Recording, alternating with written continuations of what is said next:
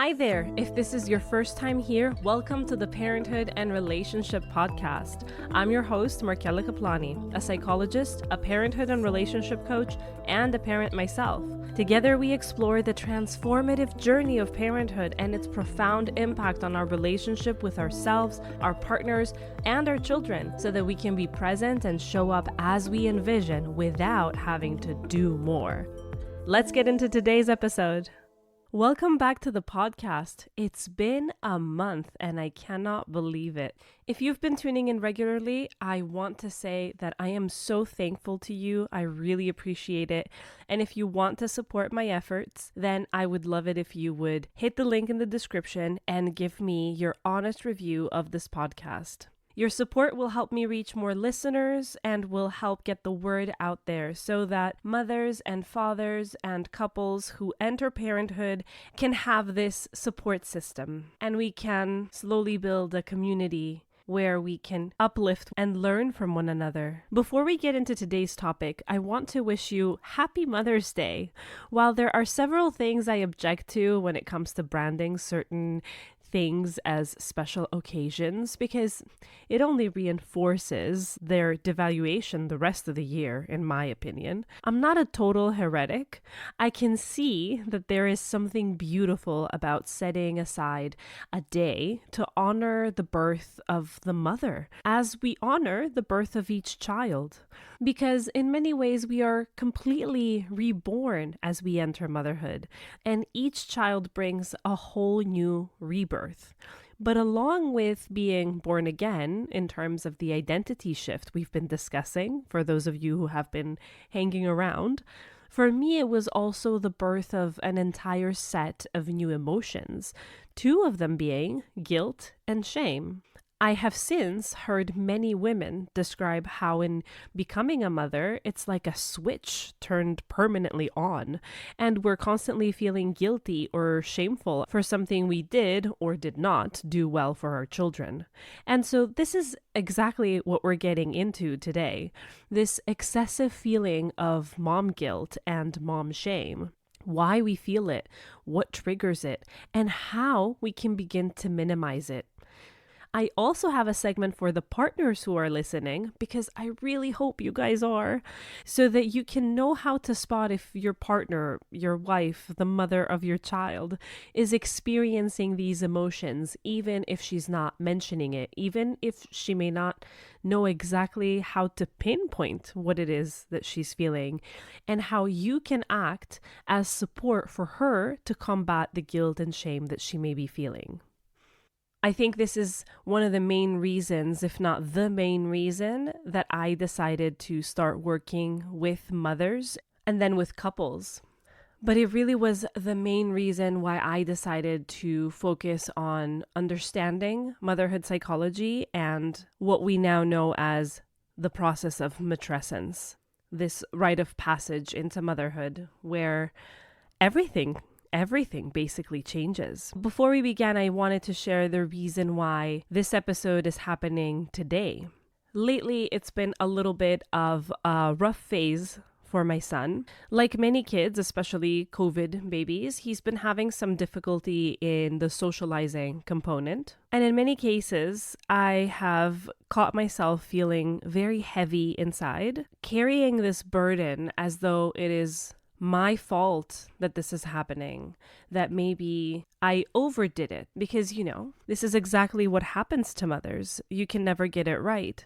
If I were working full time, then I could have told myself that I'm not there enough in order to foster healthy confidence and self-concept.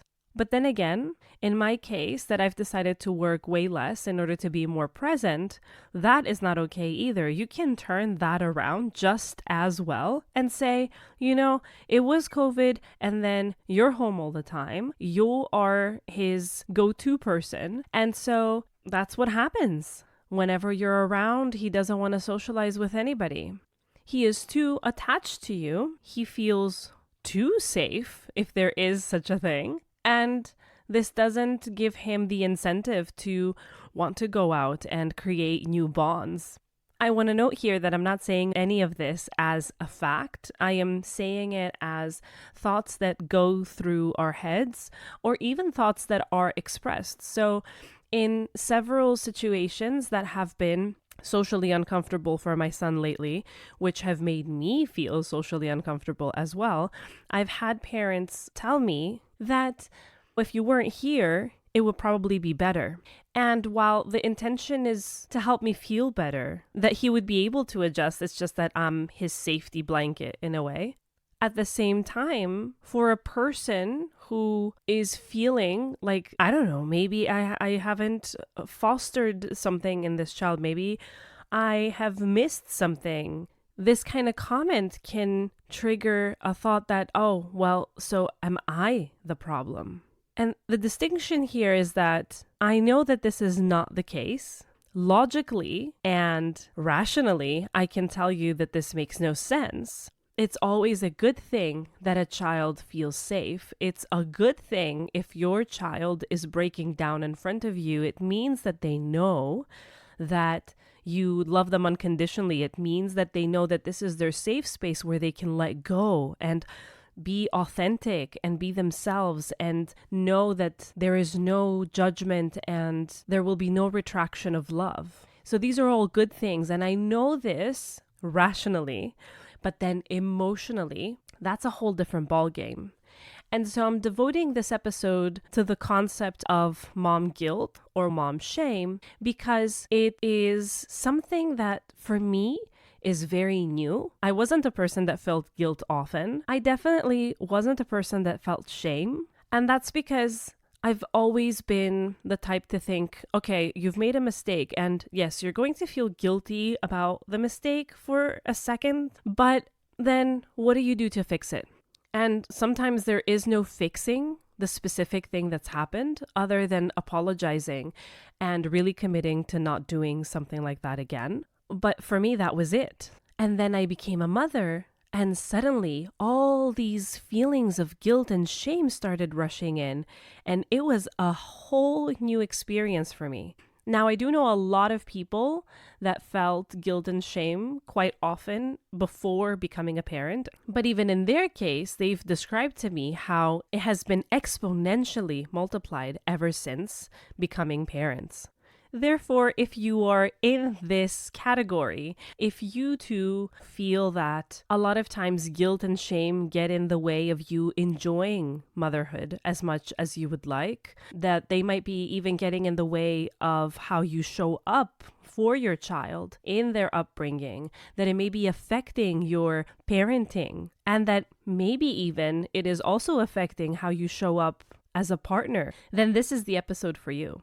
If along the way you find that this is a topic that really resonates with you, please know that I've put a mini video series together on matrescence, the transformation that women undergo during motherhood, and it covers everything from how motherhood impacts our relationships to how it influences our work and our spiritual lives, along with practical steps to help you reconnect with who you were and embrace who you are becoming. This helps with dealing with feeling shame and guilt, because a lot of times our guilt and our shame come from that part of us deep inside that's longing for our old selves, that hasn't found a way to bridge the old self with who we are becoming. It's a great resource, but for now, why don't you grab your coffee, find a cozy spot, and let's get into it. It's time to shed some light on mom guilt and shame, and most importantly, to find ways to overcome these together. Let's start by getting clear about what we mean when we talk about guilt and shame. Because while these emotions often go hand in hand, they are quite distinct from each other. And I have a knack for distinguishing them because they are not the same. First up is guilt. Guilt is a feeling that arises when we believe that we've done something wrong or that we failed to do something right. It's very action-oriented. For example, you might be feeling guilty if you've lost your patience or you've snapped at your child during a stressful moment. This feeling is your internal moral compass of sorts, saying that, hey, you know what happened just now? Well, that's not the kind of parent that you want to be.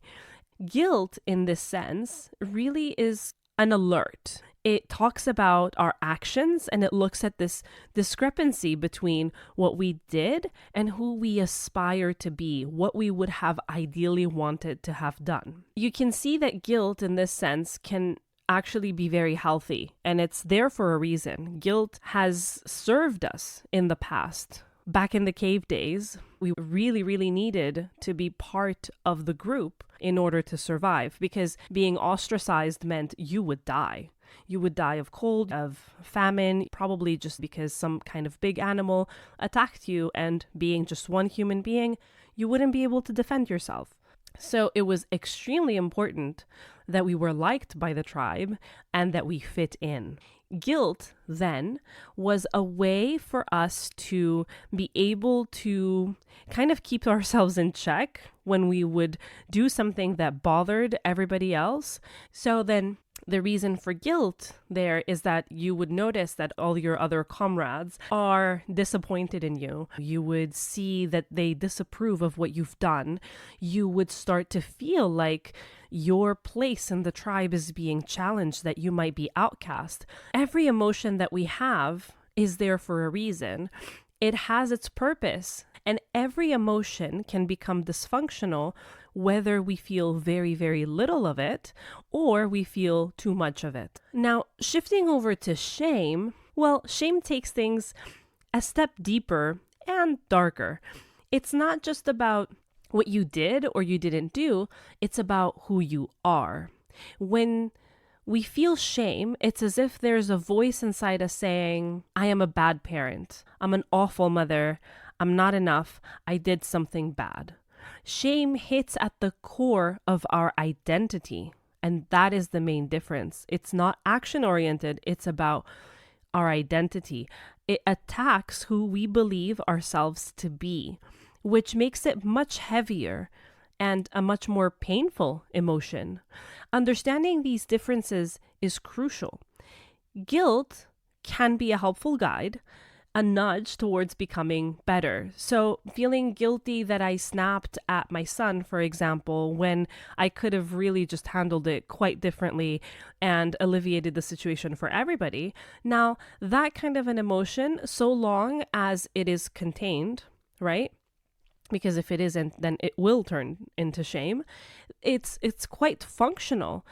It helps me maintain my goal of being a gentler parent. It maintains my goal of regulating myself emotionally before I can teach my son to regulate himself, right? So guilt in this way keeps me in check for my goals, first and foremost, for the things that I want to do, for the way that I want to show up, for the way that I want to see myself. Shame, however, is much more insidious. It suggests that our very selves are flawed, which can lead to a damaging and often unjustified narrative about our worth as individuals and as parents.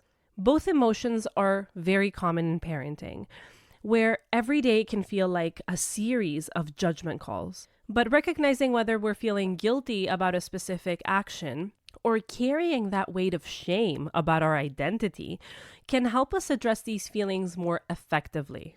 So now that we have a better grasp of what guilt and shame are, let's explore why these emotions are particularly significant in the context of motherhood. It's interesting to note how these feelings often manifest differently in mothers compared to fathers. One of the key reasons why guilt and shame seem to be more prevalent among mothers is deeply rooted in societal expectations and cultural norms. Historically, as women, we've been assigned this role of primary caregivers. This role comes not only with responsibilities, which are heavy and cause this mental load that many women talk about, but also it comes with this enormous load of societal pressure to be perfect, to be selfless, to always put the child's needs first. When we as mothers feel that we're falling short of these superhuman expectations, and so since they're superhuman, we will be falling short, all the time, guilt and shame can quickly take hold. And also, I want you to think about it this way. The way that mothers talk about their experiences often reflects these pressures.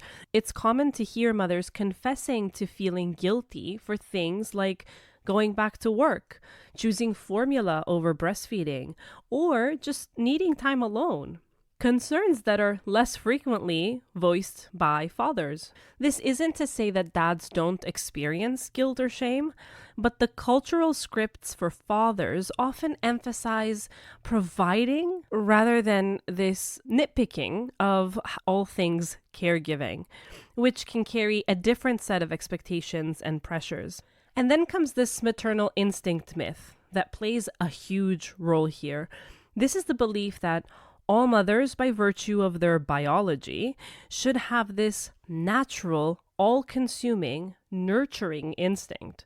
When a mother doesn't feel this way all the time, because, well, let's face it, no one could possibly feel perfectly attuned and loving every moment of every day, the gap between reality and this myth of what makes a good mother can trigger intense feelings of guilt and shame. So in the context of motherhood, guilt and shame are not just about what is being experienced internally.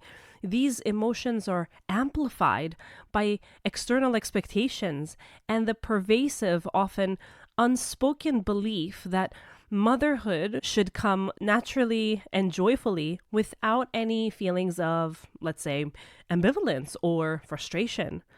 This sets a very, very unrealistic bar where anything short of perfection can feel like a profound failure.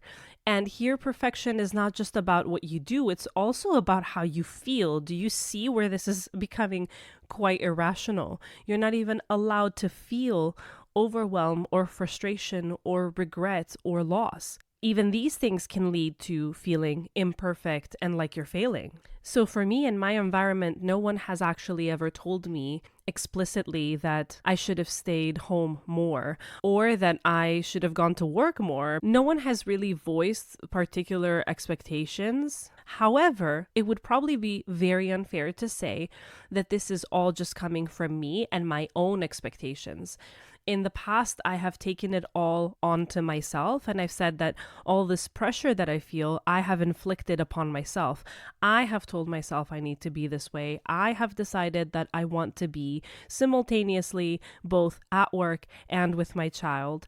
I have put this pressure on myself as if there's somebody counting the hours of what's enough time and what's too much time and what's too little time.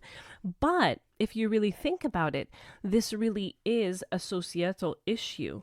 And it is unfair for us as mothers to disregard how much it affects us, how much these stories have been ingrained within us through what we see around us, through what we hear, through comments that we may have heard way before we even conceived becoming parents. So if this is you, if you're feeling guilt and shame, and then you look around you and you say, hey, no one is telling me I need to be this way or that way. No one is expressing discontent with the way that I'm mothering. I have a very supportive circle. Why am I feeling this way? Well, you are carrying the load that mothers have been carrying for centuries, really. Understanding why we as mothers often feel overwhelmed by guilt and shame requires us to look back through history. If we unpack the history a little bit, the role of a mother has been idealized in countless ways, painting a picture of nurturing and sacrifice as the golden standard. This archetype of the perfect mother is deeply embedded in many cultures and religions, being reflected in literature, art, the media. From the selfless, ever-patient figure who places her children's needs above her own in every situation, this image has set this lofty benchmark for motherhood. The historical portrayal of what a mom needs to be, of this sacrificial figure, still impacts modern expectations to this day. It is still very prevalent, where despite significant social and economic changes that demand that a mother often balance career and family life, the underlying expectation to remain primarily devoted to our children persists. So this is kind of like when prices rise for all the commodities that we need in order to survive, but pay doesn't. Women started to enter the workspace, and in achieving this milestone, in securing our rights, we were punished by still having to uphold the primary caregiving archetype, the sacrificial archetype. These age-old perceptions continue to influence how we judge ourselves today, often leading to feelings of inadequacy when we strive to meet diverse roles and responsibilities that go beyond traditional caregiving. There is no way to really get it right. And this is what I talked about in the first episode in terms of what is called competing devotions. So I'm very devoted to being a good mother, and being a good mother means all of the things that we've discussed. It means sacrificing myself, putting myself last, being there for my kids, not caring about anything else. This is my only priority. That's what a good mother is. But then I also want to be great at my career, and I want to do women right by not sacrificing everything. Do you see the contrast, the stark contrast? This is black and white. To be a good mother is completely different in so many levels when compared to being a good woman, in a sense. Being a woman that makes other women proud, being a woman that upholds these rights that we've gained, being a woman that proves to herself, to others, and especially men and the patriarchy, that we do deserve to be in the workplace, and we do deserve equal pay, and we do deserve to be respected and seen as equals. But in order for that to happen, we need to show this level of dedication that completely erases our other devotion, our children. So moving into the societal standards, today's world bombards us women with mixed messages. On the one side, there's this progressive view that encourages us to pursue careers and personal aspirations. And then on the other, there's still this strong undercurrent of traditional expectations where my worth as a woman is often judged by my children's accomplishments and their happiness and the way they show up in the world. The social media platforms and even parenting books often offer an onslaught of advice and images depicting the ideal mother who can do it all, who can balance work and family and personal life without a crease in her smile. She's always smiling in magazines. She is always well-kept in social media.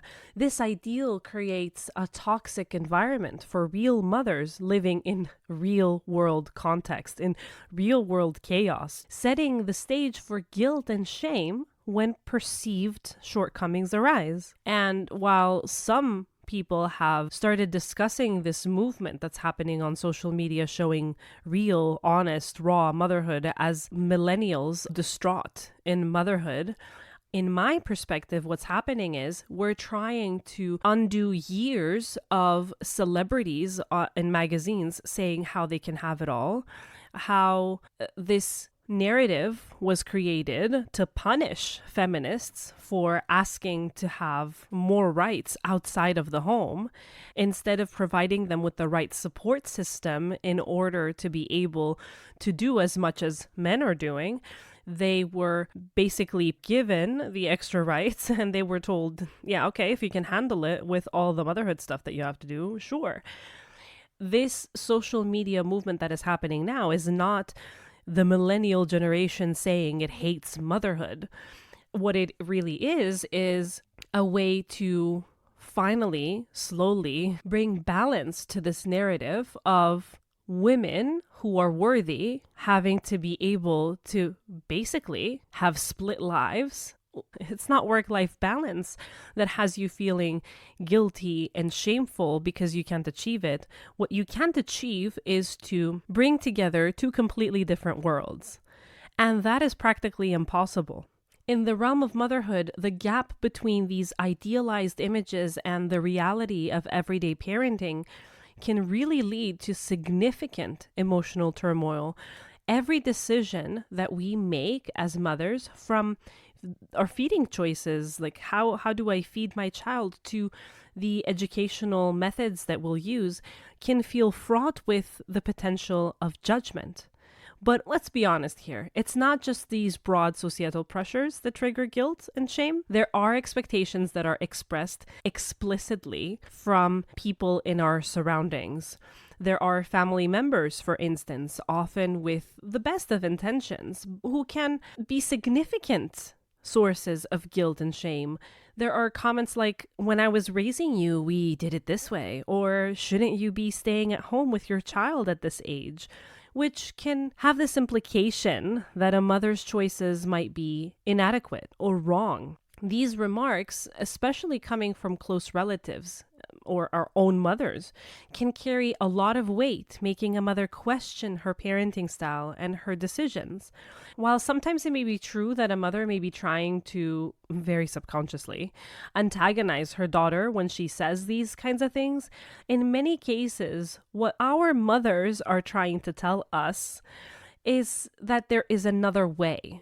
Due to the generational gap, though, there are many things that may no longer apply. And so as we enter motherhood as new moms, receiving this advice from our own mothers may feel more of a judgment. We may feel like we are incapable or even helpless rather than uplifted or inspired. And then again, there's also our partners who can also unknowingly contribute to these feelings of guilt and shame. Phrases like, "Are you sure you're handling this the right way?" Or even just plain observations like, "The baby seems so much happier when you're around more." Or, "Oh, they're so agitated. Maybe they're looking to breastfeed again," when they've just breastfed like 5 minutes ago. These may be intended as constructive feedback, but can end up feeling like criticisms of a mother's caregiving or her choices.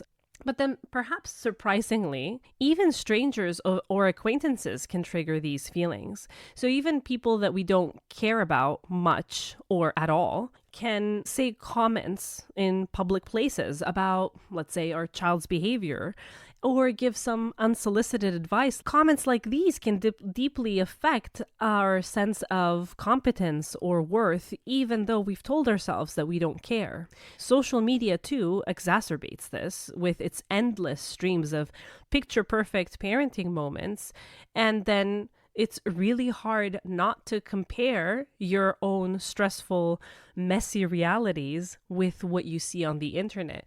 And while, hey, I also will take a picture of my home and my child when it's not in chaos, more or less we all do it. We know this to be true. We understand that, of course, you're going to choose the best out of 100 pictures to post online, and the best being the one that is most aesthetically pleasing. But then when we see this again and again and again and again, it's very difficult to keep on reminding ourselves of this and to believe it. So beyond external comments, internal triggers are also profound. Many of us internalize these societal ideals to the extent that we self-police our behavior, constantly feeling guilty or ashamed if we don't live up to the impossible standards of motherhood.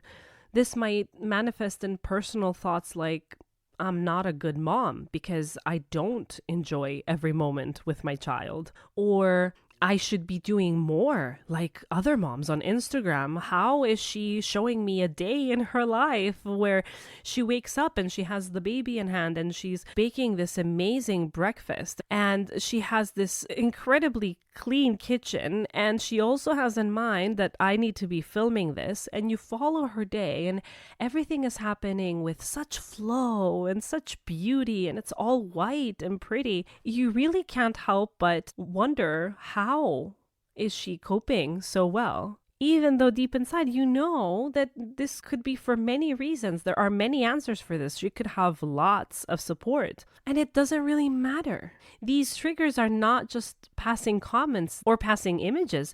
They are deeply woven into the daily experiences of us as mothers, affecting our emotional well-being and how we interact with our families. Recognizing these triggers, therefore, is the first step toward addressing them, understanding their origins, and ultimately mitigating their impact. Now, I would like to switch gears a little bit and explore how the feelings of guilt and shame manifest in our day-to-day lives, going into the profound impact that these emotions have on how we experience motherhood, how we show up as partners, and then how it affects our parenting. Guilt and shame can seep into our daily lives in very subtle and covert ways.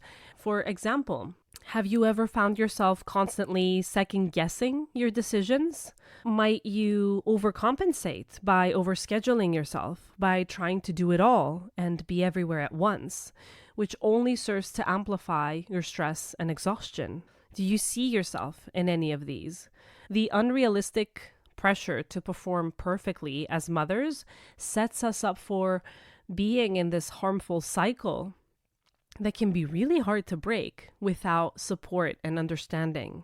Over time, these feelings can drastically impact our self-esteem. Guilt can make us feel like we're never doing enough, and shame can attack our core identity, leading us to believe that we're never enough. Of course, you can understand that this eventually can spiral into us never feeling like we can really enjoy motherhood and preventing us from experiencing the joys of raising a child, as we're caught in this constant battle against our own self-doubt. Chronic guilt can lead to persistent feelings of sadness and frustration as we berate ourselves for both real and perceived failings. Shame will go even deeper than that. It can lead to serious conditions like depression and anxiety, as this constant self-criticism has the potential to erode our sense of worth and capability. Mental health struggles such as postpartum depression and postpartum anxiety are not uncommon among mothers who internalize these high standards and harsh self-judgments. As we continue to understand these ripple effects of guilt and shame, it's crucial to also consider how these emotions impact our marital relationship or our partnership. Guilt and shame can significantly influence the dynamics between partners, often leading to communication breakdowns, resentment, and an overall strain in the relationship. When we are overridden with guilt, we may become more withdrawn and oftentimes quite defensive because we're constantly feeling judged and inadequate. So it's very, very easy for us to get triggered. This defensiveness can then block open communication, making it difficult for us to express our needs and concerns effectively, and making our partners feel like they can't ever say anything right, because anything that they say is seen as a form of judgment.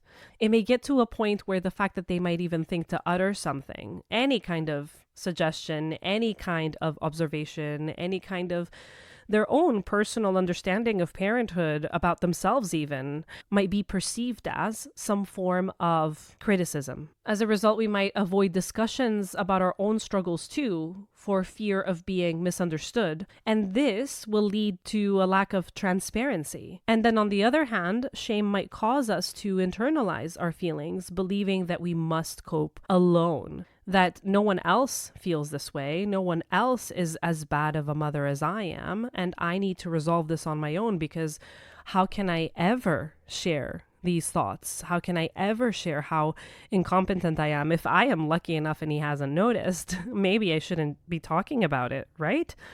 But this silence can create a gap in the relationship, as the partner might be completely unaware of the depth of our distress. This can further isolate us from our marriage. Resentment can build up when there's a mismatch in expectations and reality. If we feel that our partner does not understand or support our struggles, or If we perceive that the caregiving burden is unequally shared, resentment can simmer. This resentment may also arise if a partner inadvertently adds to our feelings of guilt and shame by not aligning with our parenting decisions or by expressing disappointment in our actions or in our choices. But then again, are we talking about these things, or are we hoping that they should understand? Are we expecting that they should know that if they truly loved us, they would have figured it out on their own? The cumulative effect of ongoing communication difficulties and building resentment can lead to significant strain in the relationship. And this strain can manifest in frequent arguments, decreased intimacy, or an emotional disconnect. Over time, both partners will start to feel less satisfied with the marriage, seeing it as a source of stress rather than support. As mothers, we might grapple with our inner critic, fueled by guilt and shame. And then we might start to feel increasingly alienated, believing that we must meet all the expectations alone without burdening our partners. Addressing these issues in a marriage requires intentional effort from both partners. It involves fostering an environment where open, non-judgmental communication is the norm, and where both of us actively work to understand and support each other's experiences and feelings. Moving on from the partnership or the marriage, it's important to see how it is really the shame that disallows us from showing up the way that we want as mothers, rather than all the things we think we should have been doing. The impact of guilt and shame are not confined to ourselves as mothers or to the relationship that we have with our partners. These emotions profoundly impact the baby's upbringing and the overall parenting style that we have as well. When we are dealing with guilt, especially the type that stems from not spending enough time with our child or not being able to provide what we perceive as the best of everything, we might become overly protective. This overprotectiveness can manifest as being overly involved in every aspect of our child's life. While this might stem from a place of love and a desire to do better, like we said, because that's what guilt is meant for, it can inhibit our children's ability to explore, to make mistakes, to learn from these mistakes. The child might miss out on essential experiences that build resilience and self-confidence because we think we're supposed to be there at every step. We hold ourselves responsible for every moment of their happiness. Interestingly, guilt and shame can also lead to inconsistency in our parenting. And the reason for that is that as we start to feel that we're not doing enough or that we're not good enough, then we keep on looking at new books and new articles and more methods and other strategies that we need to be incorporating that we may have missed that are going to be better for our children in an attempt to alleviate our feelings of inadequacy. So then one day we might be showing up as overly strict, driven by the fear that we're not doing enough to discipline our child, that we may have been too loose and that it's our fault that they're showing up in specific ways behaviorally.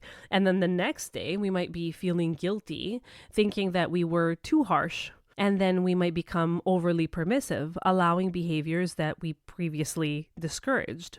So then do you see the ambivalence? But you also see how natural this ambivalence is if you think about everything that's going on in our minds. We're always questioning, was I too permissive here? Was I too strict there? Am I doing it right? And so it's very natural that we will want to try out different techniques. But this inconsistency can be very confusing for us and for the child who needs to have predictable boundaries and consistent rules to feel secure and to develop healthy behavioral patterns. On the flip side, some mothers might cope with the guilt and the shame by becoming emotionally detached. So in this case, a mother becomes pulled back subconsciously from fully engaging with her child due to feelings of inadequacy or fear of making mistakes. This detachment can affect the emotional bond between the mother and the child, impacting the child's emotional development and their ability to form secure attachments in the future. And again, I want to normalize this and show you how natural it is that this would happen as well. All this internal struggle, all this internal battle at some point might just exhaust us. We start to become helpless and hopeless that we won't break out of the cycle. And at some point, it's very natural to become completely numb and to emotionally detract, not because I want to detach from my child, but because I can't be feeling like this any longer. Obviously, this is not something that we want for ourselves, for our marriage, and definitely not for our children. So let's talk about some effective strategies that can help us combat these feelings. It's crucial not just to recognize them, but to actively work on alleviating them. First, self-compassion. Always, always first. This is about being as kind to ourselves as we would be to a good friend in the same situation. One simple exercise that you could do is to write down the critical things you say to yourself, then consider whether you would say that ever to someone else, even if they weren't your friend. And if not, please write down a response that's kinder and more understanding. Practicing this regularly can help shift your internal dialogue from criticism to support, reducing feelings of guilt and shame. Another self-compassion exercise that you could try involves mindfulness meditation focused on self-kindness. This can be as simple as taking a few minutes each day to sit quietly, breathe, and consciously offer yourself words of kindness and encouragement. For example, you might say to yourself, "I'm doing the best I can, and that's enough." I'm not a firm believer in self-affirmations. I don't think they are enough. And that's very ironic for me to say in this episode. I think that they are a good tool, but they don't address the root of the issue. If they are to be effective, they cannot be the only thing that you do, and they definitely need to be done very, very consistently. So I really wanted to make this caveat here and explain that a lot of times these self-affirmations seem too good to be true. You may have tried them and they may have not worked. And so I want to affirm your beliefs. Alone, they don't do much. And also, if we do them once every week when we remember to do them, they're obviously not going to be at all effective. However, this practice does help center our thoughts, and it does help us be more conscious of putting a stop to the cycle rather than just letting it spiral, reducing the impact of stress and negative emotion. Then they're seeking support because no mother is an island. Doing so is very crucial. This can be as straightforward as talking to a friend or a family member or your partner about your feelings, or it could be joining a parent support group where you can share experiences and strategies with others who really understand what you're going through. In the same light, there's also professional help such as therapy or counseling or motherhood coaching programs like the one that I offer that can also be invaluable, providing a safe space to explore these emotions, this really safe container to develop strategies to manage guilt and shame. And finally, there's setting realistic parenting goals. It's really easy to fall into the trap of aiming for perfection, which only fuels guilt and shame when those standards are inevitably not met. Instead, it's important to focus on what is achievable and healthy for you and your family. Setting small, manageable goals can help build confidence and reduce pressure. What do I mean? For example, instead of aiming to never raise your voice, it would be easier and better, much, much better, for all of you, including your child, to set a goal to take a 5-minute break when you feel overwhelmed, and to also expect that you will raise your voice sometimes and that that's okay. This shift in perspective can significantly decrease feelings of failure and inadequacy because we're not aiming for perfection. We are having a clear expectation of what can happen and for when I feel overwhelmed, what I can do instead. By incorporating these strategies into your daily routine, you can begin to lessen the grip that guilt and shame have over you. But I do want to also give you something a little bit extra, something a little bit more unique of an approach, which includes my two favorite strategies or approaches, call them what you want: mindfulness and narrative therapy. Combining them can actually be very helpful for us mothers to reframe our personal stories about motherhood, shifting from a narrative of guilt and shame to one of growth and understanding. Mindfulness involves being present and fully engaged with whatever we're doing, free from distraction or judgment, with a soft and open mind. An example of this in practice is a mindfulness exercise where you notice negative thoughts, you visualize them as they leave, thinking of them kind of like floating down a river, acknowledging their presence, but letting them drift without attaching to them, without thinking anything about them, without judging them, without commenting on them, nothing. And then narrative therapy builds on this by helping us to reauthor our personal stories. For us mothers, then, this might mean shifting the story from "I'm a bad mother because I work full time and miss out on time with my children" to "I'm a loving mother who models hard work and dedication to my children."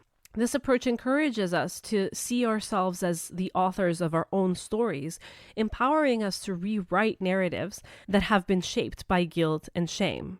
To put this into practice, start by identifying a recurring negative thought that contributes to your feelings of guilt and shame.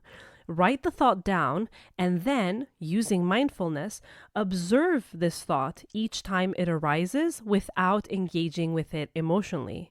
After a week, use the narrative therapy technique to write down a new story.